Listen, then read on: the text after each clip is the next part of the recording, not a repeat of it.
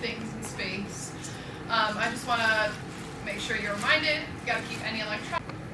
And then the screen's going to go black for just a second. In the night sky, it appears orange. It's kind of hard to tell here with our projectors, but this star does appear orange. So if you arc off of the tail and you see a big bright orange star, that's Arcturus.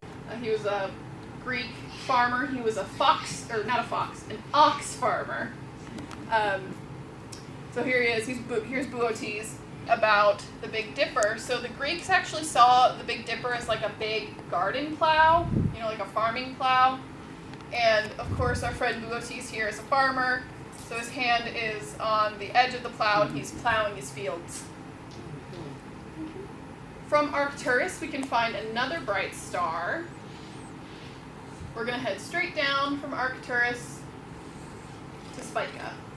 So we arc to Arcturus, spike to Spica. And Spica is in the constellation called Virgo. Its fun nickname is the Butterfly Galaxies. And it's right here in her bundle of wheat. Butterfly Galaxies is a really good name for this. I'm going to pop up a picture on the dome. But what you're going to see is two galaxies here. And you see they look like butterfly wings. So they get the name Butterfly Galaxies. But these are two galaxies that are in the process of colliding with each other. Galaxies are huge. Their gravity is very, very strong. And over time, they start to pull together. Up here, that's the Andromeda Galaxy. Getting closer to us. And then eventually all the nebula, all the gas is like spiraling around. And we're left with this beautiful sky full of billions more stars. Animals quite frequently, and one of them was a swan, so now there's a swan in the sky. In between this giant area right here, in between Lyra and Boötes, this is where we're going to find another constellation. This is another Greek hero, and its shape is kind of crazy.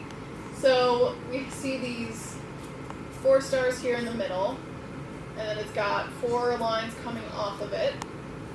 This is another Greek hero. This is Hercules, the Greek hero Hercules. And this is where we can find the Hercules cluster, which is down by his hip right here. So this is where the Hercules cluster is. It's a cluster of stars. To us here on Earth, it doesn't look like much. It just looks like maybe a couple of stars, but this is a picture. Again, it was taken by Hubble, and we can see it's actually thousands of stars.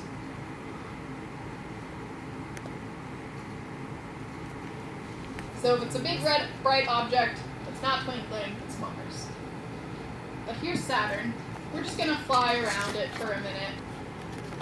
Saturn, it's beautiful. It's a gas giant, which means it has no solid surface. So if you wanted to stand on it, you could. Beautiful rings.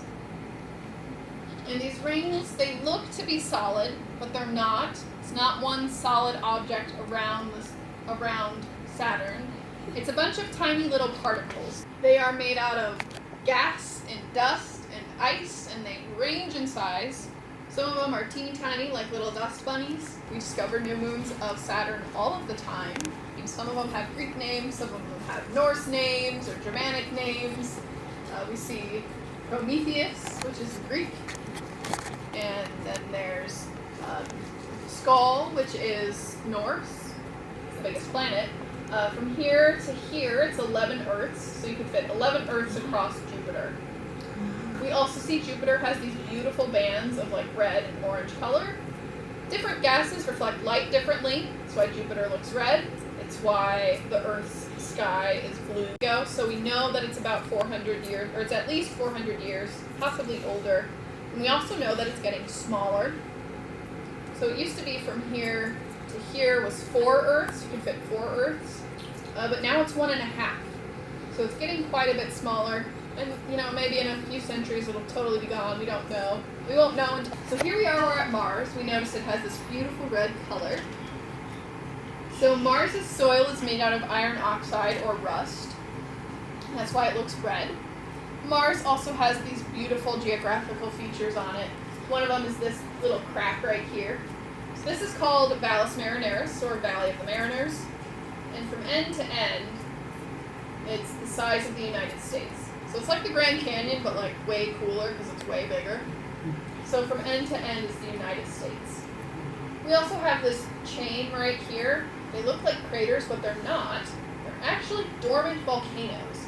Mars is full of dormant volcanoes, so we think at one point it was extremely volcanically active. We've, of course, got this giant one right here.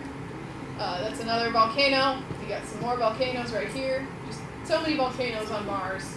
And the biggest volcano in the solar system is actually on Mars, Olympus Mons. But again, they're all dormant. So if you go to Mars, you don't have to worry about volcanic eruptions. One really cool thing about Mars is that it's totally inhabited by robots. Send little rovers there to take pictures, to take samples, to learn about Mars.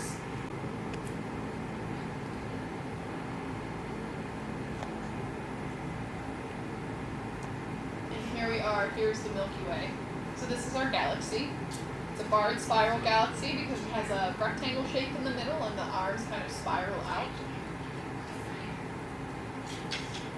I'm going to circle where our sun is. So right here. You can't even see it, so it's a little tiny dot in the middle of that circle. That's where the sun would be. You can see our sun is just one of billions of stars in the Milky Way. And all of those stars, most of them, probably have at least one planet.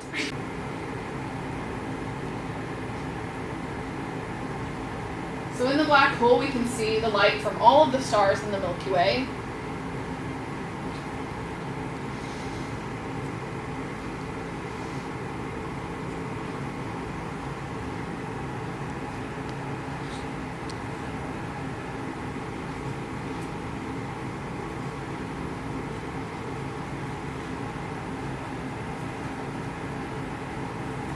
And what we see around us is all of that light from those stars getting distorted and being sucked into the black hole where it'll be spit back out.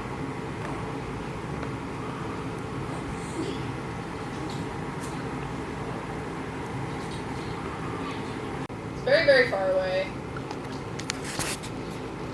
And it is also huge. So if I remember the numbers correctly, from end to end, it's something like 2.4 million light years across, and the Milky Way is only 1.6. So it's quite a bit bigger than the Milky Way.